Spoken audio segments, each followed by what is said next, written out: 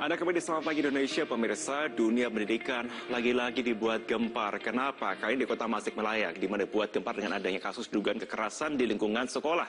Kasus ini mencuat setelah viral di media sosial dan mendapat beragam tanggapan netizen.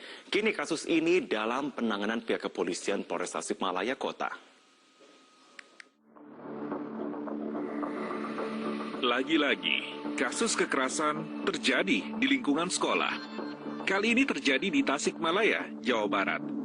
Seorang siswi di sebuah SMA negeri di kota Tasikmalaya diduga menjadi korban kekerasan teman sekolahnya pada Selasa pekan lalu. Kasus ini viral pasca ibu korban curhat melalui media sosialnya.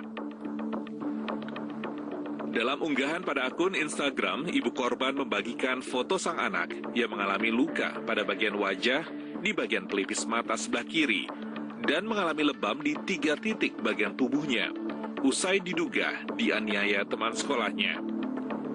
Tidak hanya itu, ibu korban juga menceritakan adanya intimidasi yang dialami anaknya setelah mengalami penganiayaan berupa pemukulan oleh seorang siswa laki-laki berinisial A. Orang tua korban menyesalkan sekaligus mempertanyakan sikap pihak sekolah yang tidak melakukan perlindungan terhadap putrinya, serta tidak memberitahunya untuk mendampingi korban pada saat proses mediasi bersama orang tua pelaku yang dilakukan pada Jumat kemarin. Kondisi itulah yang membuat orang tua Z sakit hati dan langsung melaporkan ke pihak kepolisian. Biasanya orang tua dengan orang tua dong, kalau mau ngomong, karena ini yang dihadapinya anak-anak. Wajar kalau mereka merasa diintimidasi, memahami ketika ibu korban ini sampai mencurhatkan di media sosial. Karena rasa keadilannya itu yang tadi seorang istri, saya sebagai kuasa hukumnya yang mendampingi sejauh mana proses ini tetap dilanjut atau nanti kemudian di tengah jalan ada rekonsiliasi antara keluarga pelaku dan keluarga korban. Sebelumnya, kasus ini sempat berujung islah di kepolisian, namun kembali dibuka karena keluarga korban merasa anaknya mendapat intimidasi. Atas laporan tersebut, kini pihak kepolisian Polres Tasikmalaya Kota masih terus melakukan penyelidikan dan memeriksa sejumlah saksi. Dari Kota Tasikmalaya, Jawa Barat, Hendra Herdiana, Metro TV. Kepolisian Resort Tasikmalaya telah menerima laporan adanya kasus penganiayaan dilakukan oleh seorang siswa di SMA Negeri 1 Tasikmalaya. Kini pihak Polres Tasikmalaya masih mendalami kasus dan melakukan penyelidikan pada sejumlah saksi mata. Untuk membahas lebih lanjut, kita sudah terhubung langsung dengan Kasat Reskrim AKP Agung Tripurbo, Polres Tasikmalaya Kota. Pak Agung, selamat pagi, sudah bergabung bersama dengan kami. Selamat pagi, Mas. Baik, Pak Agung, pihak kepolisian sudah membuat laporan, perkembangan sejauh ini seperti apa? Jadi begini, Mas, perlu saya ceritakan bahwa pada tanggal 16 Mei 2023, sekira pukul 14.00 waktu Indonesia Barat, itu memang terjadi kekerasan pada anak yang terjadi di salah satu kelas di SMA 1 Tasikmalaya Kota. Kemudian pada jam 19.00, korban beserta ibunya atau orang tuanya datang ke Polres untuk membuat laporan. Kemudian diterima sama SPKT dan diserahkan kepada kami, dan kami langsung menunjuk PPA untuk menangani perkara ini. Adanya motif pelaku untuk memukul korban ini yaitu karena awalnya itu terjadi keributan antara pelaku dan temannya. Kemudian si korban berusaha untuk melerai atau menengahi keributan tersebut. Namun pelaku tidak terima karena pelaku menganggap si korban ini berpihak pada temannya. Sehingga pelaku mencoba memukul dan mengakibatkan pelipis mata korban itu robek. Begitu, Mas.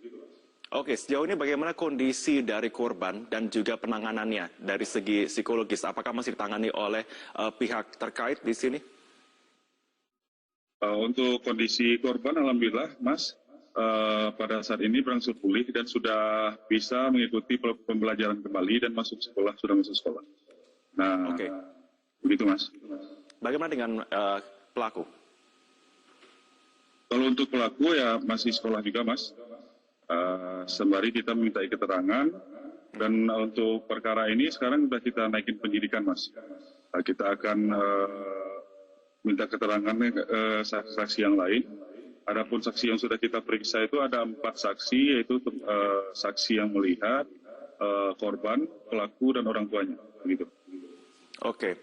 Kemudian bagaimana untuk proses hukumnya kepada pelaku? Apa yang akan ditempuh?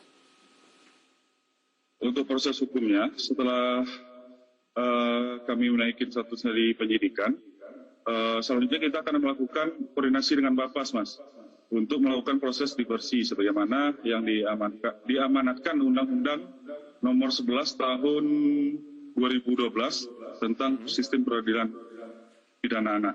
Begitu, Mas. Oke. Pak Agung, apakah ada mediasi antara korban dan juga pelaku?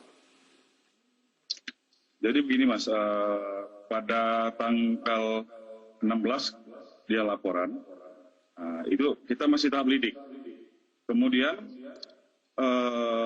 kita melakukan pemeriksaan terhadap pelapor, terhadap anak korban.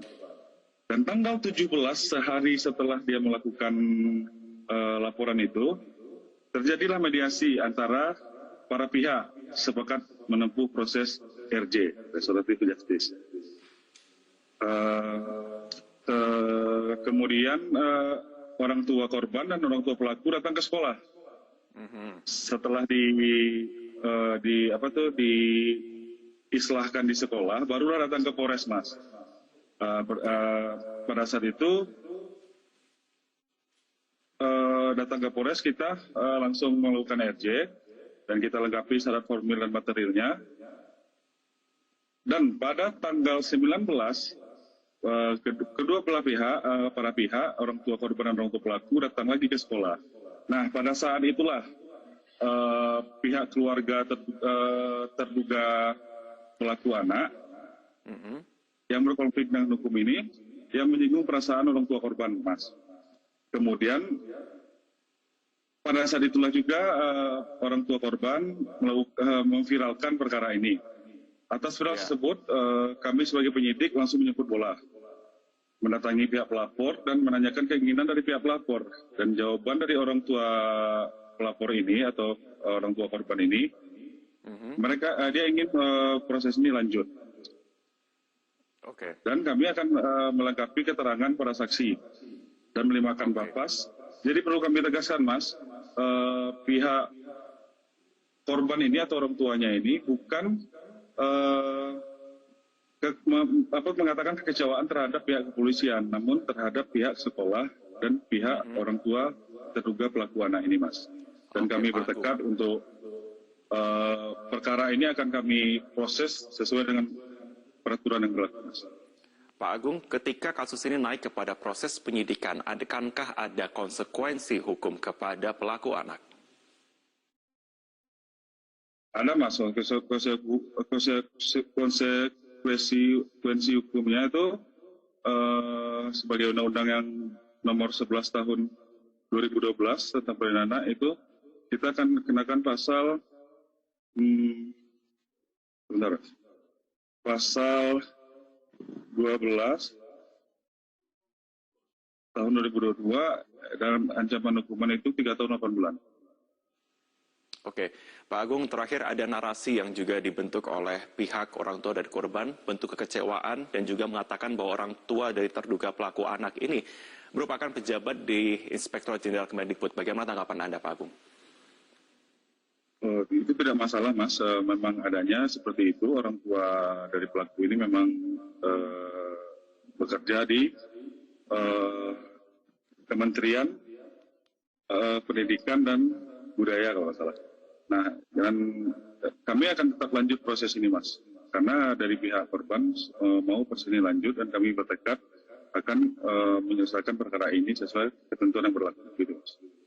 Oke, untuk selanjutnya berarti proses yang akan dan tengah dilakukan dari pihak kepolisian apa, Pak? Selanjutnya akan kita lakukan pemeriksaan tambahan terhadap saksi, pihak sekolah, dan pelaku anak ini, Mas.